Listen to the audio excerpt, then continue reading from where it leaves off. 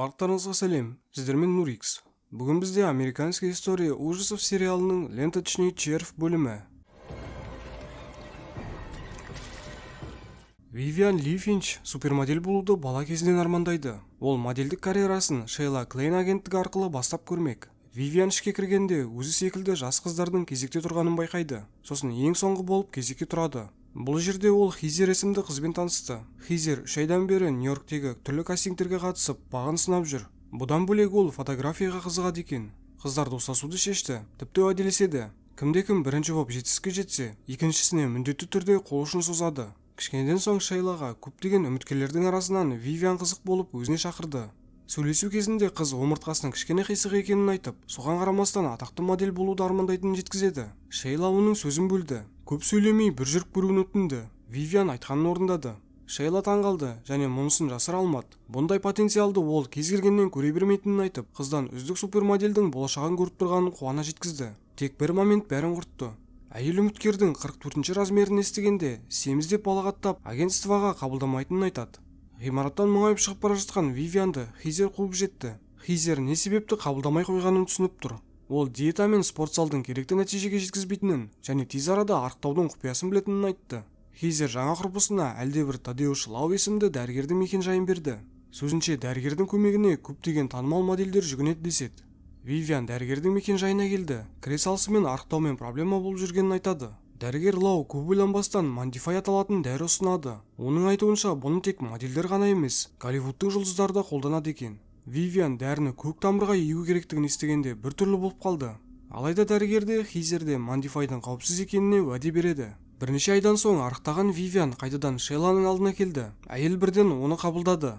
Шейла қыздың Мандифай қабылдағанын сезіп қойды. Таңғаларлығы карьера үшін ары қарай да жалғастыра беруін сұрайды. Көп ұзамай Вивианда түсірілім басталды. Үзіліс кезінде ол Шейланы құрбысы Хизермен таныстырады. Қыз өткен жолы келіскенде өз уәдесінде тұрды. Шейла барлығына оңашада қалдыруын өтінді. Сосын Вивианға келіп, Хизерге күмәнмен қарайтынын және одан абай болуын ұсынады. Сол күні қыз кенеттен есінен танып құлап қалды. Доктор Лау оны тексеріп көрді. Сосын омыртқасының қисықтығын әуел бастан айтпаған үшін ашуланады. Ары қарай Мандифайды ішіп жалғастыра бергенде жүрегі тоқтап қалар еді. Дәрігер денсаулықтың карьерада маңызды екенін айтып, осы жерден тоқтатуын өтінді. Алайда қыз модель болу бала күнгі арманым деп, қарапайым жерде тұрып жатқан бұрынғы өзі секілді қыздарға жетістігімен үлгі болуды қалайтынын жеткізеді. Ол карьераны жалғастырам деп, Лаудан бір амалын табуын өтінді. Дәрігер күрсініп басқа бөлмеге кетті. Сосын кішкентай сандықшамен оралады. Сандықшаның ішінде жылан құрттың дернәсілі жатыр екен. Дәрігер оны көк шаймен ішіп жіберуін ұсынады. Соның арқасында қыз ендігіде аптасына 5 килограммнан тасайтын болады. Тек бір қағида бар. Құрттың жануарлық тәбетіне қарамастан тамақтану нормасын күндегіден асырмауы тиіс. Аз да емес, көп те емес, әдеттегідей. Вивиан норманы бұзған жағдайда соңын неге апаратынын біледі. Оған қоса ешкім оны қинамады. Алайда ол қағиданы ұстана алмады. Үйге келе салысымен тоңазытқышты аша салып, ішіндегінің бәрін жайпайды. Құрттың арқасында қыздың карьерасы аспанға ұшты, және тәбеті де. Ішіндегі аш нәрсені тойдыру үшін тоқтамастан жей берді. Аздан соң қыз ашушаң бола бастады. Бұл да құрттың кесірі. Бір күні тіпті өздігімен жүрген ер адамға қаһарын шашады. Жай шаш үлгісінің ұнамағаны үшін. Қыздың ойынша прическасы оған жараспайды. Вивианның әріптестері оның ашқарақтығын көріп сырттай күле бастады. Сосын жиналып көзінше мазақтайтын болды.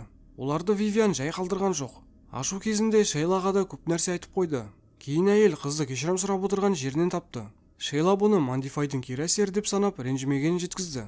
Вивиан ішінде өзге біреу отырған секілді деп әңгімесін енді бастап жатқанда, Шейла сөзін бөледі де, сенің ішіңде модель бизнесінде өзін бөтен санайтын кішкентай қыз отыр. Әлі-ақ үйреніп кетесің деп сөзбен жұбатады. Бір күні Хизер Вивианмен бірлесіп жалғалған пәтерге келді. Кіре салып құрбысына түсірген суретінің алда танымал журналға шыққалы жатқанын айтады. Ол Вивианды шкафтан тапты. Сол кезде ашулы Вивиан оған, сен сурет жіберген журналды кілең онша емес адамдар оқиды дейді. Сосын құрбысының фотоаппаратын шағып тастайды. Вивиан бұл қылығынан соң есін жиып кешірім сұрай бастады. Бірақ Хизер заттарын жинап кеткелі жатқанын айтты. Вивиан құрбысын қайтару үшін тырысып көрді. Ішінде құбыжық барын айтып кетпеуін өтінеді. Бұған Хизер сенің ішіңдегі құбыжықтың аты қызғаныш пен сенімсіздік деп кетіп қалды. Енді модель жалғыз. Оған қоса тәбетіне қарамастан салмақ тастауын тоқтатпады. Бұрын модель үшін ірі болып еді, енді тым арық. Көмекшісі жақында ғана түсірілімге дайындап қойған киімнің кең тұрғанын байқап, не болып жатқанын сұрады. Бұған ол сенің шаруаң емес деп қатал жауап береді. Сосын түсірілімді тоқтатып, команда үшін жайылған үстелге келіп жей бастайды.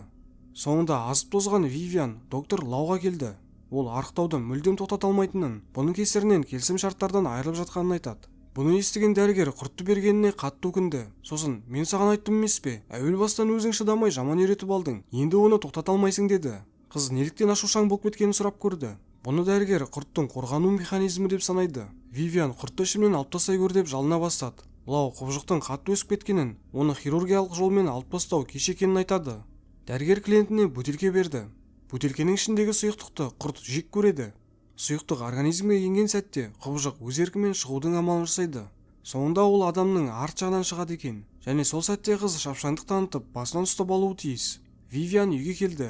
Бөтелкедегіні ішіп, ваннаға жайғасады. Кішкенеден соң оның іші ауыра бастады. Сосын дәрігер айтқандай құрт өз еркімен шығады.